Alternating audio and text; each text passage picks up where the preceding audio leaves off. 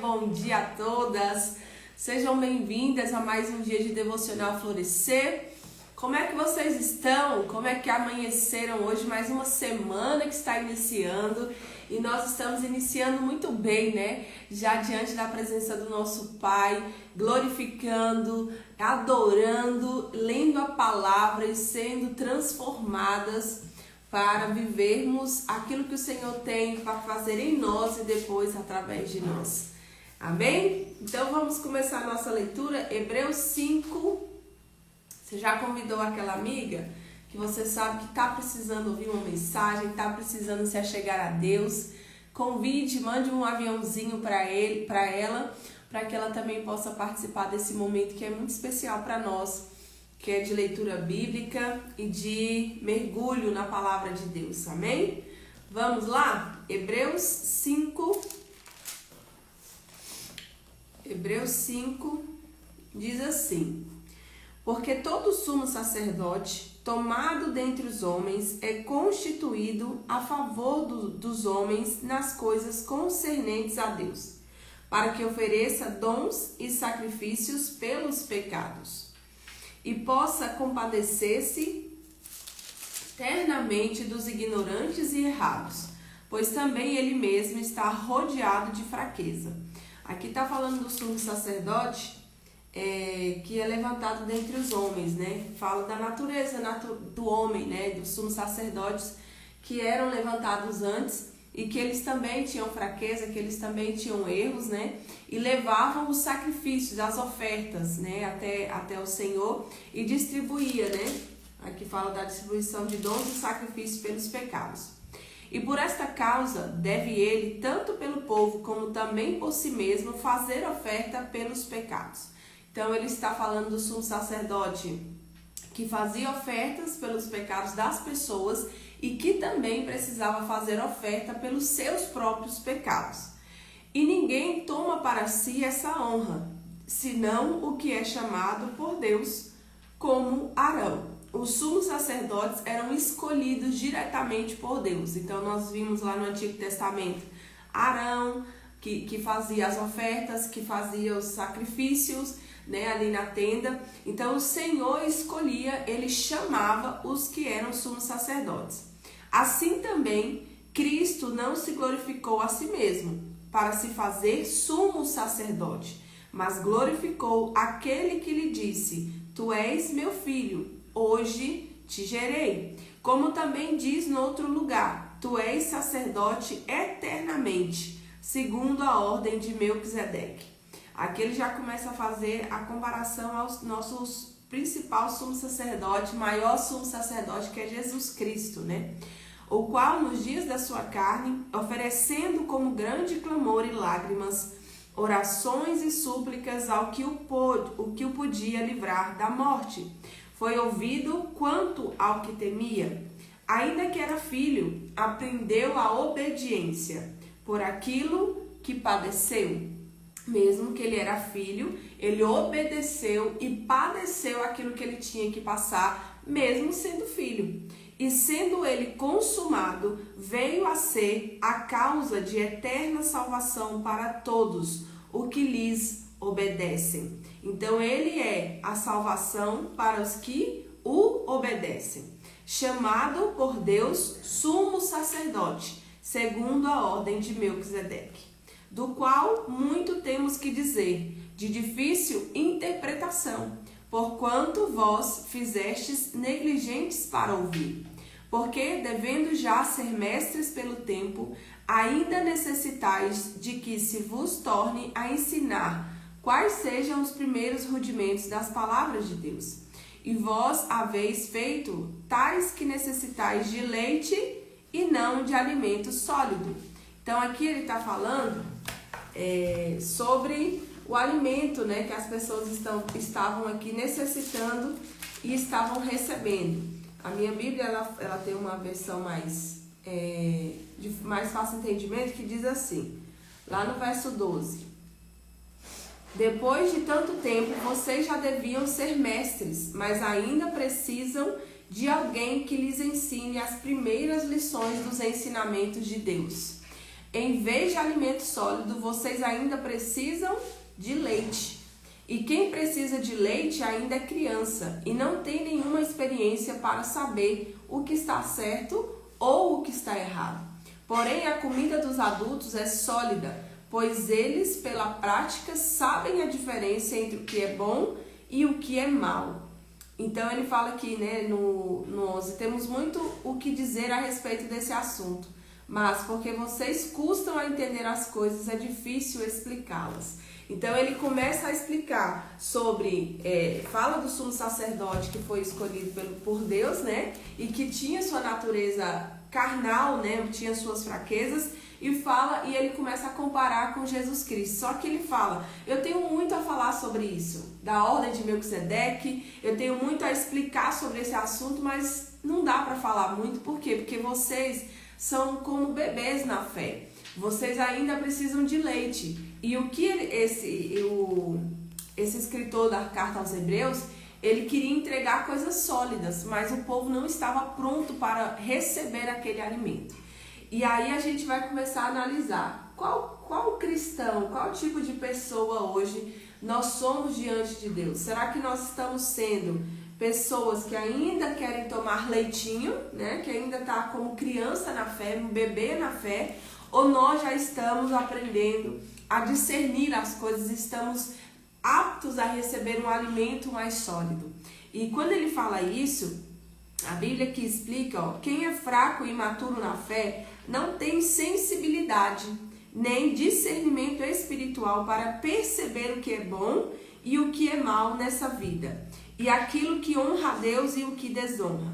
Então, quem é fraco e imaturo na fé, o que precisa ainda de leite, é aquela pessoa que não tem discernimento espiritual para perceber o que é bom e o que é mal. Aquilo que vem de Deus é aquilo que não vem de Deus. Aquilo que agrada a Deus é aquilo que desagrada a Deus. Aquilo que é bom e aquilo que é mal, aquilo que honra e aquilo que desonra. É uma pessoa que não sabe ainda ter o discernimento, que não sabe, as coisas vêm e ela não sabe fazer uma análise antes. É aquilo de você conhecer pessoas. Bom dia, Josimara. É aquilo de você conhecer pessoas e você se aliançar antes de você fazer uma análise. Quem é essa pessoa? O que essa pessoa ela pode agregar à minha vida? O que essa companhia, o que esse café que eu vou tomar com essa pessoa, o que esse passeio, o que essa aliança, ou que esse emprego, ou que esse concurso, ou que esse relacionamento, ele vai agregar na minha vida em relação à minha fé, em relação ao propósito que Deus tem para mim. A pessoa não faz uma autoanálise, ela não faz uma análise, ela não para discernir o que tem atrás disso, o que tem atrás dessa motivação. É uma pessoa que é uma bebê na fé, ela não tem esse discernimento, ela se deixa conduzir e levar por qualquer doutrina, por qualquer assunto, por qualquer coisa, e no final acaba desonrando e desagradando a Deus. O crente espiritual ou o crente maduro, por outro lado, é aquele que tem seus sentimentos espirituais treinados para distinguir claramente entre o bem e o mal. Bom dia, Juliana. Para discernir entre o bem e o mal, mediante a prática constante da justiça e da obediência a Deus e à sua palavra. Este crente aprendeu a amar a justiça e a odiar a iniquidade, tendo uma mente renovada segundo os princípios da justiça. E por ser capacitado pelo Espírito Santo para ver as coisas do ponto de vista de Deus, está apto a receber o alimento sólido da palavra e crescer segundo a estatura completa de Cristo. Já começa a analisar, não precisa colocar nos comentários, mas começa a se analisar. Quem tem sido você? Quem tem sido nós diante de Deus, diante da palavra de Deus? Estamos como bebês na fé, meninas na fé, que não discernem as coisas, ou estamos como mulheres na fé, mulheres virtuosas, mulheres que discernem, que sente o cheiro de algo errado? Sabe aquela mulher que ela acorda e começa a ver uma agitação diferente na sua casa e ela já sente o cheiro, tem alguma coisa aqui que não tá legal. Vamos respirar, vamos orar, vamos entender o que está acontecendo, ou você é aquela mulher que a coisa começa, quando você vai ver, já está todo mundo brigando, já está todo mundo naquela confusão e você não sentiu o cheiro do pecado, do inimigo rondando a nossa casa, rondando a sua casa. E uma coisa que eu preciso te alertar é que nós estamos em combate o tempo inteiro. Esses dias eu estava lá em cima no meu quarto e eu pensando nisso, sabe? Esses dias eu fiquei meio baqueada na saúde e eu falei assim, meu Deus. E aí o Senhor falou, nós estamos em constante combate. Até porque nós vivemos em um mundo que é governado pelo inimigo deste século, que é Satanás. Ele é o rei deste mundo. Ele governa sobre este mundo. E o que ele quer trazer é roubo, morte, destruição, é pecado, é iniquidade, é a apostasia da fé, é o abandono da fé. E nós pertencemos a um reino que é o reino de Deus, que ainda vai descer sobre este mundo, mas que o Senhor também governa. E o Senhor, nós pertencemos a esse reino, o reino de Deus. Então nós estamos em um reino a qual nós não pertencemos, então nós estamos em combate. Nós estamos em embate o tempo inteiro, porque nós estamos trazendo a realidade, o reino dos céus para a terra. Então nós estamos em embate, nós estamos em combate. E eu entendi a frase que o meu bispo fala, que ele fala, se você não está tendo enfrentamento, se você não está tendo dificuldades no avanço daquilo que Deus está te dando, tem alguma coisa errada. Ou você está junto com o inimigo, ou você precisa entender o que está acontecendo, porque a vida do cristão, daquele que deseja viver a palavra, é uma vida de embate, de batalhas espirituais, de embates na fé. Por quê? Porque o Deus deste século, ele cegou o entendimento das pessoas e ele vem para roubar, matar e destruir. E eu sempre falo isso, que é algo que o Senhor me mostrou, que atrás de feridas emocionais existem mentiras que foram enraizadas e inseridas pelo inimigo, pelo Deus deste século, dizendo a mim e a você, você não é filha, você não é amada, e ele rouba a nossa identidade de filha, porque o nosso maior título, como diz o meu bispo, o nosso maior título é o de filha. Uma coisa que ninguém pode tirar de nós é que somos filhas. Não tem como a gente não ser filha. A gente não nasceu de chocadeira. A gente nasceu de um pai e de uma mãe. Nós somos filhas, a começar por aí. Só que o que o inimigo rouba? A sua identidade de filha. Você não pertence a lugar nenhum. Você não é filha. Sua mãe não te ama. Seu pai não te ama. Você não tem lar. Você não tem casa. E aí você começa a se sentir não pertencente. Eu não sou filha. Então ele rouba a sua identidade de filha, mata a sua essência, a sua identidade real e destrói a vida que Deus sonhou para você. Então o inimigo rouba, mata e destrói, roubando a sua identidade de filha, o seu título de filha, matando a sua identidade e roubando, destruindo aquilo que o Senhor planejou, a vida que o Senhor planejou para mim e para você. Então nós precisamos acordar e entender quem eu tenho sido.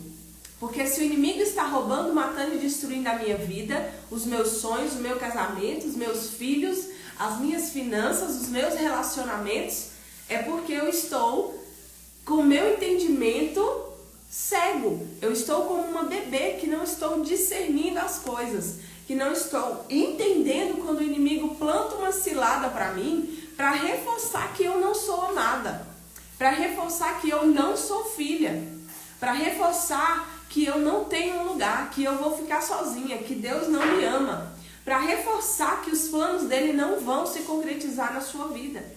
E ele faz isso o tempo inteiro, e ele acrescenta camadas e camadas e camadas em cima de mentiras. E aí o orgulho se cresce dentro de nós e nós não conseguimos enxergar a nós mesmas. Por isso que a gente vive criticando e julgando o outro e não coloca energia em curar a nossa própria vida. Eu falo que uma pessoa que ela tem tempo para falar mal dos outros, para fofocar da vida dos outros, ela não está cuidando da sua própria vida, porque senão ela não teria tempo para isso.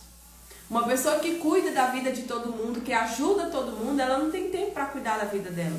Ela não tem tempo para cuidar da sua casa. Então hoje o Senhor está te dando nos dando uma chamada. Quem nós temos sido como mulheres? Nós temos sido meninas que ainda estamos querendo leitinho, que ainda estamos querendo colinho de mamãe, que ainda estamos querendo alguém para fazer por nós, ou nós estamos posicionadas como mulheres? Mulheres que têm discernimento, que sente o cheiro quando o inimigo está rodeando a sua casa, quando o inimigo está rodeando o seu lar. Eu acordo e começo a acordar de madrugada. Quando tem alguma coisa para algo que o inimigo está querendo roubar, que o inimigo está querendo tramar, eu começo a ser despertada. Por quê? Porque eu sinto o cheiro que tem alguma coisa acontecendo, algo para acontecer. Então seja essa mulher que tem discernimento, que está alerta, que está constantemente, como ele fala, renovando a sua mente. A palavra de Deus diz em Romanos, renove a sua mente. Nós temos que renovar a nossa mente diariamente. Por quê? Porque o Deus deste século cega o nosso entendimento e ele tira o nosso discernimento das coisas. Então, será que nós estamos aqui hoje com o nosso discernimento, com o nosso entendimento cego?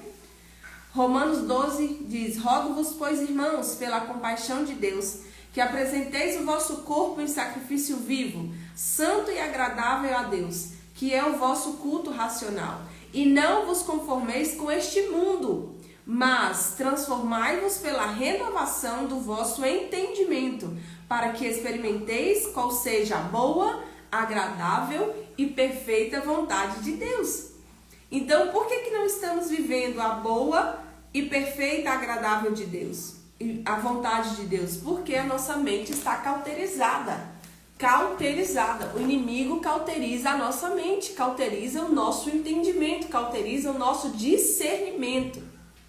Então renove a sua mente, não se conforme com este mundo. Não se conforme, o que ele está falando aqui? Não se conforme que todo casal se divorcia, que os casamentos estão fracassados. Não se conforme que a mulher ocupa o lugar do marido e o marido da mulher. Não se conforme com o fracasso, não se conforme com a fome, com a miséria, com a necessidade. Por quê? Porque a palavra não diz isso sobre nós.